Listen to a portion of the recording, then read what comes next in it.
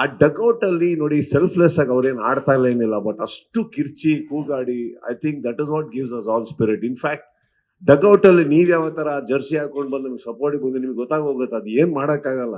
In fact ನಾನು ಹೇಳ್ತೀನಿ ಕೇಳಿ, ನೀವು ಎಲ್ಲಾ ತರ ಭಾಷೆ ಹೆಂಗು ನೀವು ತುಂಬಾ ಪ್ರಸಿದ್ಧರದ್ರಲ್ಲಿ ಅಲ್ಲಿ ಇನ್ನೂ ಹಾಕಿರ್ತಾ ಇದ್ರಿ, ಕೆಟ್ಟದಾಗ ಬರುತ್ತೆ ಸರ್. ಇವಾಗ ನೀವು ಎಂತೆಂಥವ್ರು ನೋಡಿರ್ಲಿ ಹೇಳಿ, ನೀವು ಇಂಟರ್ನ್ಯಾಷನಲ್ ಕೇಳಿಸ್ಕೊಂಡಿಲ್ವಾ?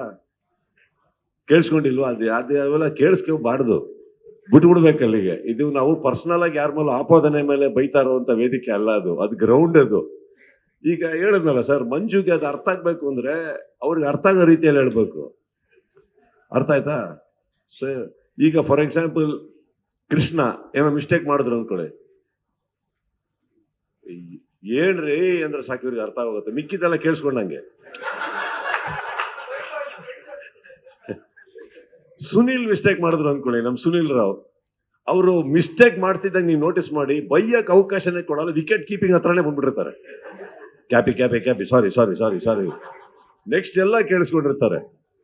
JK ಮಿಸ್ಟೇಕ್ ಮಾಡಿದ್ರು ಅನ್ಕೊಳ್ಳಿ, ತಿರ್ಗೂ ನೋಡಲ್ಲ. ಇನ್ಫ್ಯಾಕ್ಟ್ ನಮ್ಕಿನ ಕೋಪ ಅವರಿಗೆ ಬಂದಿರೋಂತ ಫೀಲಿಂಗ್ ಕೊಟ್ಬಿಟ್ಟು ಹಂಗೆ ನಡ್ಕೊಂಡು ಬಿಡ್ತಾರೆ. ಎಲ್ಲ ಆರ್ಟಿಸ್ಟ್ಗಳೇ.